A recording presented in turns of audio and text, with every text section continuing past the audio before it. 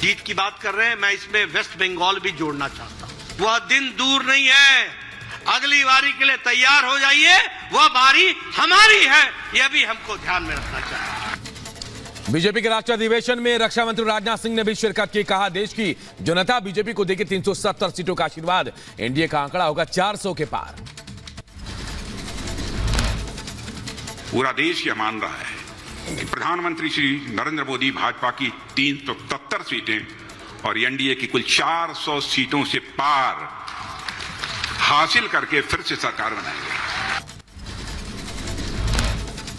लोकसभा चुनाव को लेकर बीजेपी का महामंथन। भारत मंडपम में पीएम मोदी की मौजूदगी में राष्ट्रीय अधिवेशन। योगी आदित्यनाथ बोले, 5 सदी का इंतजार हुआ खत्म, भव्य मंदिर में विराजे रामलला। बीजेपी के राष्ट्रीय अधिवेशन में सीएम योगी ने मोदी की गारंटी का जिक्र किया। कहा, मोदी गारंटी ही विकसित भारत की गारंटी बन सकता है। बीजेपी और एनडीए मिलकर 400 पार का लक्ष्य प्राप्त करेंगे। एक बार फिर से आदरणीय प्रधानमंत्री मोदी जी के नेतृत्व में तीसरी बार भारतीय जनता पार्टी और एनडीए मिलकर के 400 पार का लक्ष्य अवश्य प्राप्त करेगी। बीजेपी नेता जगदम्बिका पाल ने कहा, बीजेपी जो कहती है उसे पूरा करती है। G20 अरब देश में हिंदू मंदिर और 5वें नंबर की भारतीय अर्थव्यवस्था, पीएम मोदी की बड़ी उपलब्धियां। राष्ट्रीय अधिवेशन को लेकर बीजेपी सांसद सुब्रत पाठक का बयान। कहा, मीटिंग में आगामी कार्यक्रमों को लेकर चर्चा हुई है। कि ये एक राष्ट्रीय अधिवेशन है और इसमें राष्ट्रीय अधिवेशन से देश भर के कार्यकर्ता आते हैं, तो हमारा सरकार की जो भी उपलब्धियां रही अब तक की और हमारे आगामी जो कार्यक्रम है उसको लेकर चर्चा हुई है। यूपी सरकार में मंत्री दानिश आजाद अंसारी बोले, अल्पसंख्यक समाज को पीएम मोदी पर पूरा भरोसा है। बीजेपी अल्पसंख्यकों की सबसे बड़ी हितैषी है। कांग्रेस का एजेंडा फूट डालो, राज करो। बीजेपी के राष्ट्रीय अधिवेशन में पहुंचे संबित पात्रा ने कहा, प्रधानमंत्री मोदी के कार्यकाल में विकास अनंत है, विकास कथा अनंता है। बीजेपी के 2 दिवसीय राष्ट्रीय अधिवेशन पर बोले बीजेपी सांसद रवि किशन, ये ऐतिहासिक मीटिंग है, विकसित भारत की पूरी रचना रची जा रही है। बीजेपी में जा सकते हैं कांग्रेस नेता कमलनाथ। सूत्रों से खबर, कमलनाथ और नकुलनाथ के साथ छिंदवाड़ा के 7 विधायक भी दे सकते हैं कांग्रेस से इस्तीफा। छिंदवाड़ा के मेयर के भी बीजेपी में शामिल होने की खबर। यूपी में समाजवादी पार्टी को भी चुनाव से पहले लग सकता है बड़ा झटका। सूत्रों से खबर, सपा के 10 विधायक बीजेपी के संपर्क में। अखिलेश बोले, बीजेपी लोकतंत्र के खिलाफ साजिश में जुटी है।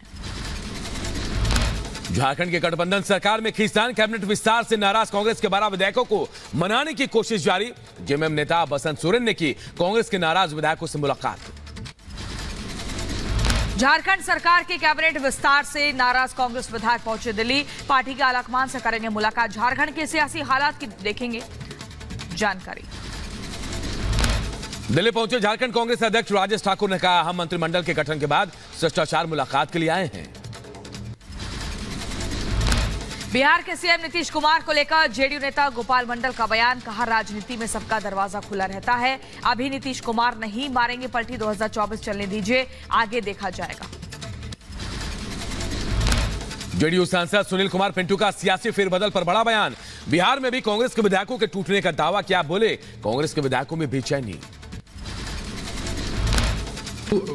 और बीजेपी की जब से सरकार बनी है कांग्रेस के विधायकों में बेचैनी है। बिहार में भी कांग्रेस के विधायक टूट रहे हैं। बिहार डिप्टी सीएम सम्राट चौधरी का कांग्रेस पर हमला। बोले, कांग्रेस ने देश को लूटने और भ्रष्टाचार फैलाने का काम किया, इस बार एनडीए करेगी 400 पार। लूटा है इस देश को, उसका पहले हिसाब देना। ये लोग तो लूटने वाले लोग। 170 से अधिक सीटें भाजपा जीते और एनडीए 400 पार करे, इसकी कल्पना कर रहे हैं। सुभाष सपा के राष्ट्रीय अध्यक्ष ओम प्रकाश राजभर का बड़ा दावा। लोकसभा चुनाव की अधिसूचना से पहले मंत्री बनने की कही बात। अब समय आ गया है और हमको अंदाजा है कि कुशीनगर जल्दी हम आएंगे तो शपथ लेके आएंगे।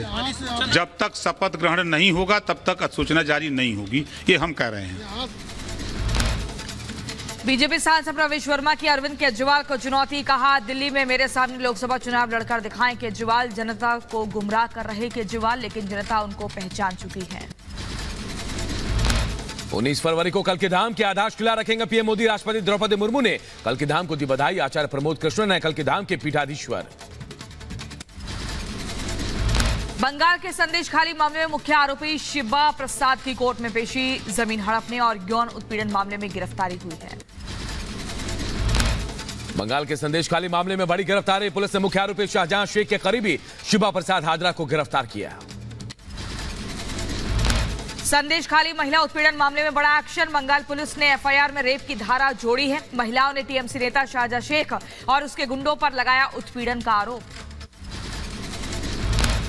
संदेशखाली हिंसा को लेकर पश्चिम बंगाल के राज्यपाल का बड़ा बयान, कहा संदेशखाली में असुरक्षित महसूस करने वाली पीड़ित महिलाओं को राजभवन दिलाएगा आश्रय। राज्यपाल शिबिर बोस ने खुद को पीड़ित महिलाओं का राखी भाई बताया।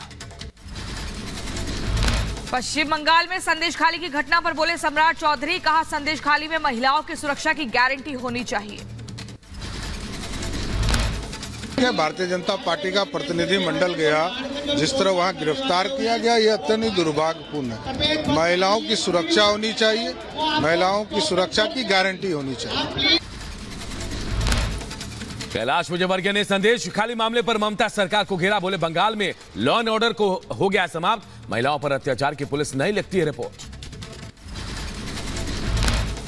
बंगाल में लॉ एंड ऑर्डर बिल्कुल समाप्त है और वहाँ महिलाओं का कोई सम्मान नहीं है। इवन पुलिस रिपोर्ट भी नहीं लिखती यदि महिलाओं से अत्याचार हो जाता है। मध्य प्रदेश सरकार के मंत्री कैलाश विजयवर्गीय का ये गंभीर आरोप। लेकिन आपको बता दें, हम आज सरकार और आंदोलनकारी किसानों के बीच फिर होगी बैठक। चंडीगढ़ में शाम 6 बजे से शुरू होगी चौथे दौर की बैठक। तीसरे दौर की बैठक में सरकार और आंदोलनकारी किसानों के बीच नहीं बनी सहमति। चंडीगढ़ में करीब 5 घंटे चली थी बैठक। कृषि मंत्री अर्जुन मुंडा और किसान नेताओं के बीच हुई थी चर्चा। हरियाणा के कुरुक्षेत्र में आज किसान पंचायत का होगा आयोजन। बैठक में सभी किसान संगठन और खाप पंचायतें होंगी शामिल। गुरनाम सिंह चड़ूनी के नेतृत्व में पंचायत होगी।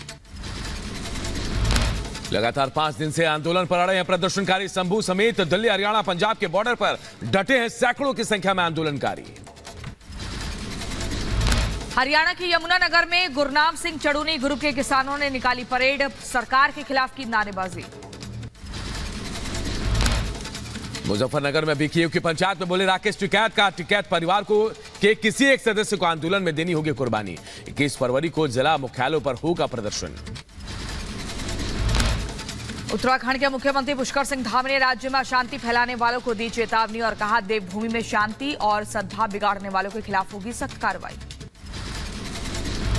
यूपी के बरेली में मौलाना तौकीर रजा ने फिर दिया भड़काऊ बयान, कहा तुम जनगण मन, योग और सूर्य नमस्कार करने वाले लोग, यही हालात रहे तो मदरसों में बच्चों को रामायण पढ़ानी पड़ेगी।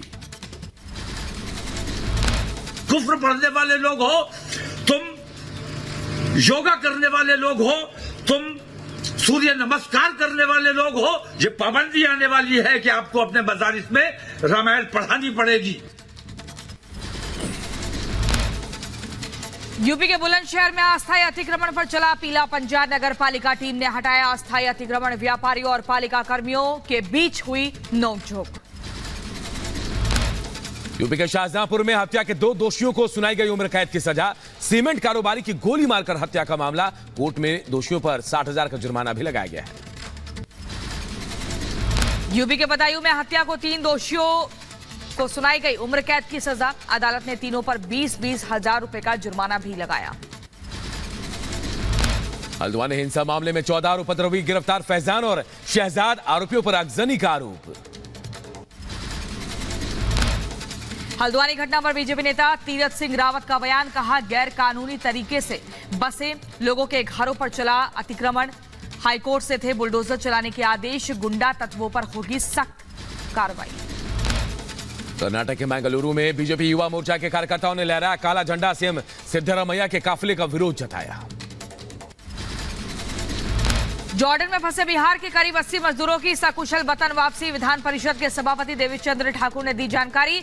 मजदूरों ने वीडियो जारी कर मदद की गुहार लगाई थी।